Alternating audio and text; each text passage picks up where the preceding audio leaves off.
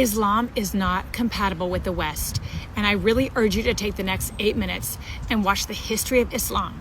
The way this woman breaks this down is phenomenal. Why Western civilization is very different than the Islamic world, you need to understand the history of Islam. When Prophet Muhammad supposedly revealed his revelation from the angel Gabriel that he is supposed to be the last of the prophets in the early 600s, he started preaching in his own city, Mecca. He tried to recruit friends and followers to be able to spread his religion. And he tried for 12 years and failed. And after 12 years, he was only able to recruit his immediate family and friends. So he decided, if I go to Medina, which was the Jewish hub of Arabia, the business hub where the Jews lived, if I go there and preach my religion to them, if they accept me, that will buy me respect and stature between my own people, and they will accept me.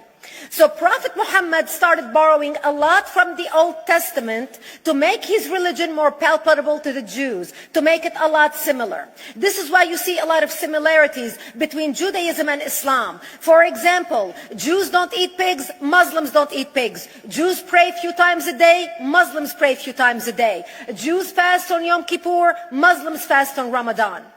And this is why you started seeing a lot of good writing in the beginning of the Quran when Prophet Muhammad was saying all the good things about the people of the book. He took his message and went to Medina trying to recruit the Jews, talking about the people of the book, talking about how similar the two religions are. When they refused to accept him and follow him as the last of the prophet, that's when he turned against them and started killing them and started expelling them. That's when Islam went from a spiritual movement for the first 12 years of Islam into a political movement cloaked in religion after the year of the Hijrah, after Muhammad went to Medina and the Jews did not accept him. He became a military warrior and declared war on them and started expelling them.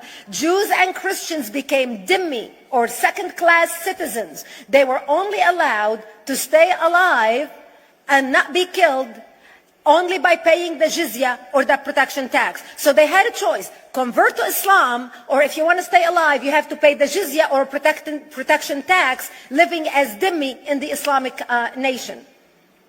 Christians and Jews could not ring church bells. Jews could not blow the shofar. Christians could not ring church bells. They could not pray publicly.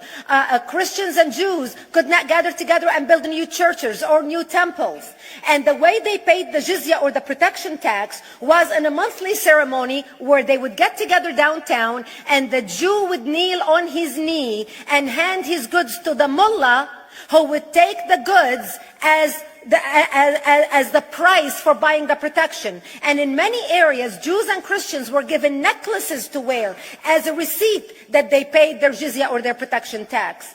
Jews considered najis under Islam. Najis is bodily fluid. Najis is garbage. Najis is dogs. Najis is dirty.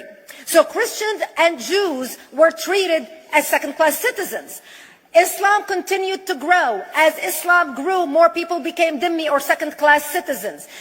Jews and Christians were given identifiable clothing. The yellow star, which was given to the Jews, that most people think is a German invention. It was actually an Islamic invention in the 9th century in Iraq by the second Khalif al-Mutawakkil of Iraq, who invented the yellow star for the Jews to be identified as they walked down the street.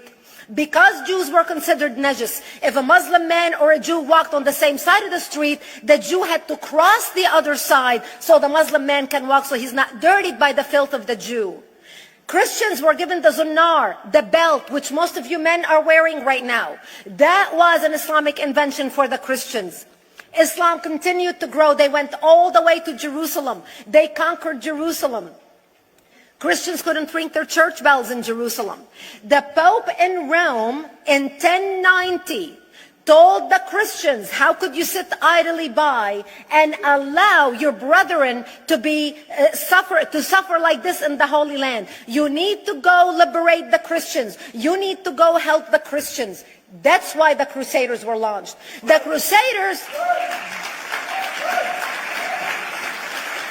The Crusaders were not launched because they just felt like waking up in the morning and going and converting a bunch of Muslims or beheading them.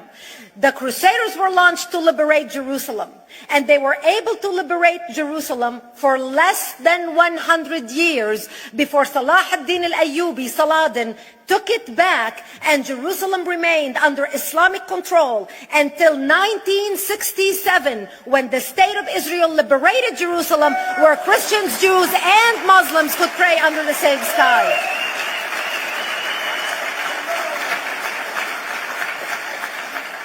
The Crusaders continued fighting Islam, and for 300 years they tried and failed. And by the 1300s, the Crusaders disappeared because they